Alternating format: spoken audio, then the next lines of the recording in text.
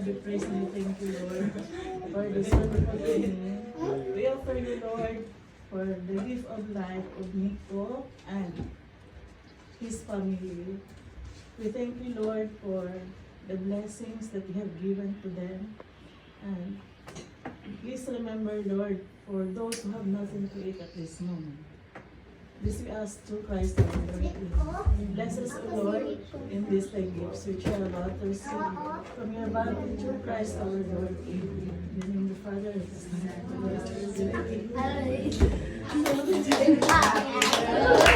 Amen.